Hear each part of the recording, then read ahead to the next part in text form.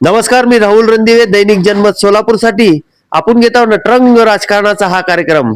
ह्या कार्यक्रमामध्ये आपण काळादी चाळ आहे इथं आलो आहेत.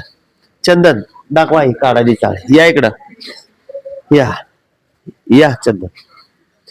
ही जी आपले काळादी आप्पा होते पूर्वी, त्यांनी हे बांधलेली काळादी चाळ आहे.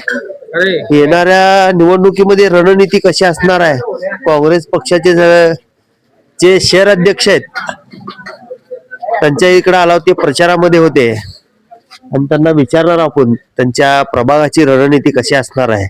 ते आमदारकीला थांबले होते पूर्वी, आता नगरसेवकाला थांबलेत.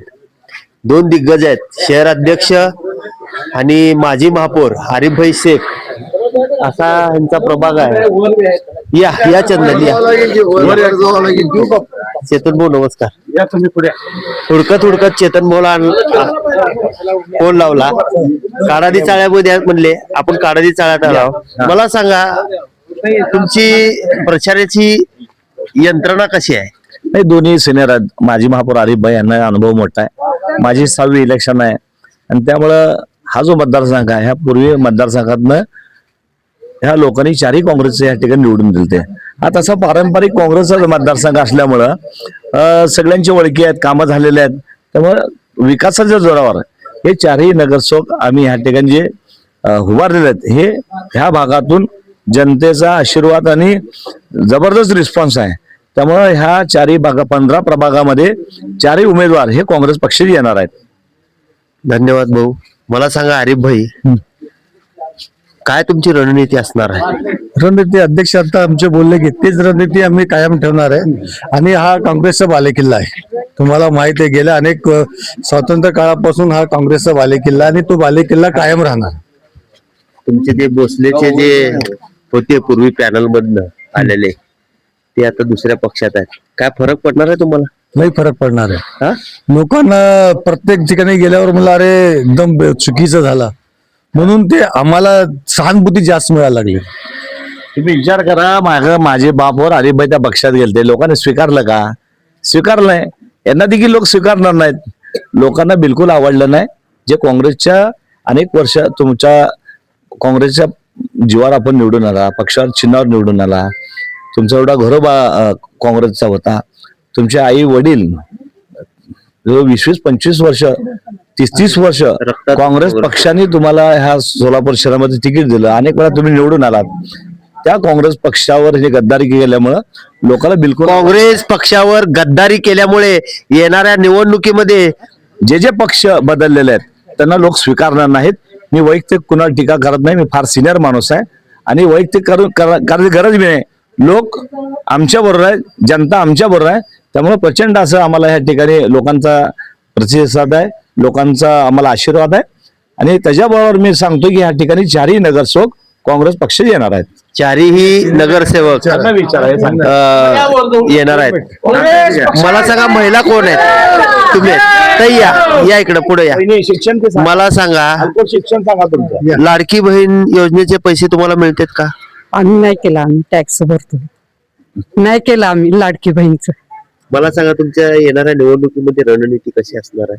आम्हाला हे रिस्पॉन्स चांगला. मेंबर साहेब काम केलेले वार्डात पूर्ण प्रभागात, हा. त्याचा फायदा आम्ही रोज बघायला. रोज घरात बोलवतेत, आरती करतेत, हा. सत्कार करतेत, भरपूर रिस्पॉन्स. धन्यवाद ताई. मला सांगा, आम्हाला महत्त्व हा, दिलंय. तुम्ही नगर सर, हे इकडं ना. मला सांगा ताई, तुम्हाला लाडक्या बहिणीचे पैसे मिळतात का? नाही. यांना मिळत नाहीत, परंतु यांची रणनीती कशी असणार आहे ते विचारणार आपण. मला सांगा, तुमची रणनीती कशी असणार आहे? समाजसेवा करायचे मला. पहिल्यांदाच राजकारणात आलेत. हो, तुमचं घरात कोणीही राजकारणात नाहीये. आमचे सासरे आहेत. आमचे सासरे मी लहानपणापासून बघते, त्यांनी समाजसेवा करतात. प्रत्येक गोष्टीला धावून जातात लोकांना मदत करण्याचे. ते जसं करतात आजही मी त्यांच्या सोबत तसंही मी मदत करेन लोकांना. मला सांगा, तुमच्या प्रभागातल्या महिलांना काय आव्हान करचाल? त्या लोकांना मी असं आवाहन करते की त्यांना जे काही कमतरता पडेल त्या गोष्टीला मी मदत करायला जाईन. धन्यवाद ताई.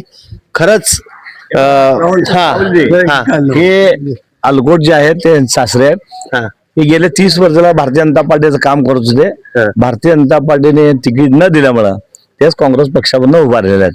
गणेश हा, बाप्पा, हे मात्र खरं आहे. हा, जे ते हे देखील भारतीय जनता पार्टीचे काम करत होते. हे लोकांना तिकीट न मिळाल्यामुळं ह्यांच्यावर अन्याय झाल्यामुळं हे आज काँग्रेसमधनं उभारले आहेत. माझ्यापेक्षा अधिक राजाभाऊ तुम्हाला सांगतील. राजा भाऊ या पुढे या. खरं साठलोट झालं.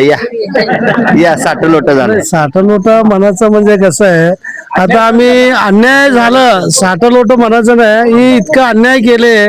आम्ही 35 वर्षापासून या भाजप पक्षामध्ये म्हणजे कार्यरत आहोत आणि आम्हाला 35 वर्षापूर्वी आमच्या प्रभागामध्ये आमच्या वार्डमध्ये भाजपला पोलिंग एजंट भेटत नव्हता. सगळीकडे हेच म्हणजे पोलिंग एजंट मिळत नाही. म्हणजे परिस्थिती तशी होती. आज आमच्यासारखे कार्यकर्ते झटल्यामुळं आज असे आपलं सोलापूर शहरात अनेक ठिकाणी आमच्यासारखे कार्यकर्ते झटल्यामुळं आज भाजपचं आज जे वातावरण आहे हे आमच्या कार्यकर्त्यामुळे आहे. भाजप म्हणजे काय ते आमदार खासदार ही लोकांनी काय हे केलं नाही. कार्यकर्त्याची फळी ही कष्ट करून तयार केलेली आहे. आज ही लोक येऊन जे सच्चा कार्यकर्त्याला त्यांनी बाजूला सरकून निष्ठावंत कार्यकर्त्याला जे सरकून जे हे काय चालू केले त्यामुळे आम्हाला आमच्यावर अन्याय झाला म्हणून आम्ही चेतन भाऊशी ऐका माझं, तुम्ही म्हणला की निष्ठावंत कार्यकर्त्यांना डावललंय. बरोबर आहे. तुमचं म्हणणं असं आहे की धर्मा भोसले जे ज्यांचे मुलगा आहे त्यांना तिकीट दिलं गेलं. धर्मा भोसले यांच्या मुलाला तिकीट दिलं गेलं.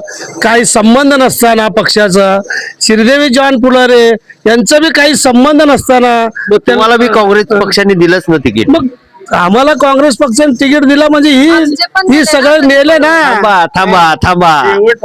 जे वडिलांसाठी झटणार असती ती म्हणजे खरी मुलगी असती. ते चेतन भाऊची कन्या आहे.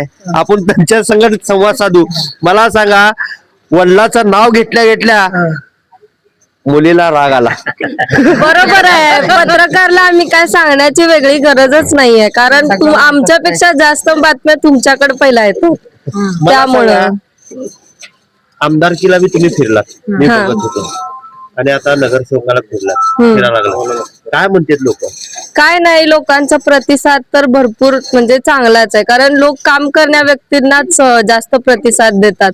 त्यामुळं ह्या वेळेस पण विजय हा आमचाच असणार. लास्ट टाइम तुम्हाला तर आम्ही वेगळं काही सांगण्याची गरज मला नाही. सांगा ताई, हे भाजपमध्ये होते, हे इकडं आले आणि जे धर्मा भोसलेचे जे मुलगा होता तो तिकडे गेलाय. काय वाटतंय तुम्हाला? ते एकटेच गेले नाहीत, बाकीचे 2 पण आमचेच होते. त्यामुळे तुम्ही एकावरच बोलू नका. म्हणजे चिन्ह आता काय, जिकडे सत्ता आहे तिकडे लोक तर जात आहेत, त्यामुळे आम्ही त्यावर काय बोलणार नाही. ताई तुम्ही सांगा, तुमची रणनीती कशी असणार आहे? घरात काय काय सांगतेत, काय सांगतेत का काय इकडे जायचं वेगळी काहीही ठेवली नाही. वेगळी रणनीती सांगायची गरजच नाही. लोकांनी 25-30 वर्ष मेंबरला साथ दिली. चेतन भाऊ नरोटे कामाचा माणूस आहे. पक्ष एकच आहे. आम्ही एकनिष्ठ ही आमची ओळख आहे आणि हीच राहणार आहे आणि हीच आमची रणनीती आहे. कारण आम्हाला आणि व्यक्तीला कामाला बघून लोकांनी निवडलंय, त्यामुळे हा विजय फिक्सच आहे. खरं वडिलांसाठी आणि स्वतःच्या घरच्यासाठी हे दोघी जण माझ्या बरोबर भांडलेत, लक्षात असू दे. हे भांडण नाही, उत्तराला प्रत्युत्तर हक्काच्या माणसाजवळ आमचं मत मांडणं आमचं काम आहे. बघा, खतरनाक आहे. मला सांगा काका, अध्यक्ष शहर काँग्रेस. हा, मला सांगा तुमची रणनीती कशी असणार आहे प्रत्येक प्रभागामध्ये? आमच्या काँग्रेसची जी भूमिका आहे आणि प्रत्येक प्रभागामध्ये आमचे उमेदवार आहेत. आम्ही दिल्ली आहेत, आघाडीचे पण उमेदवार आहेत. तर प्रत्येक प्रभागात आम्हाला जे सहकारी उमेदवार आहेत त्यांना घेऊनच आम्ही प्रचार करतोय आणि कार्यक्रम ठरवतोय. तर येत्या काळात तुम्हाला दिसून येईल की काँग्रेसचीच मेजॉरिटी येईल महापालिकेत.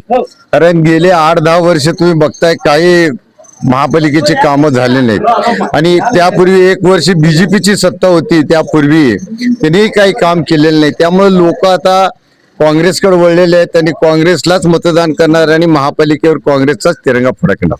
धन्यवाद काका. चला आम्ही येतो. हरीफ भाई, चलो चंदन, येणाऱ्या निवडणुकीमध्ये बघूया प्रभाग 15ची रणनीती कशी असणार आहे. प्रभाग 15ची रणनीती स्पष्ट झालेली आहे. या 4 दिवसाच्या प्रचारादरम्यान आम्हाला जनतेचा कौल कळालेला आहे. हो साहेब, तुम्ही भाजपमध्ये होता.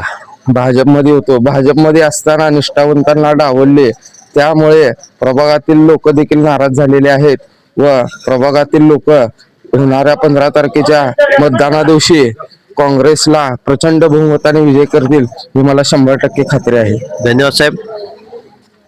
चलो थांबव जरा कॅमेरा. बघूया येणाऱ्या निवडणुकीमध्ये प्रभाग 15 मध्ये कमळ फुलणार का हात दाखवणार हे मात्र निश्चित आहे. आपण काढारी चाळीत आलो होतो. येणाऱ्या निवडणुकीमध्ये बघूया चाळीतले लोक असतील, प्रभाग 15 मधले जे प्रभागातले लोक असतील, कमळ घेणार का हात घेणार हे मात्र निश्चित आहे. मी राहुल रणदिवे, चंदन बोल्लू, सोलापूर न्यूज.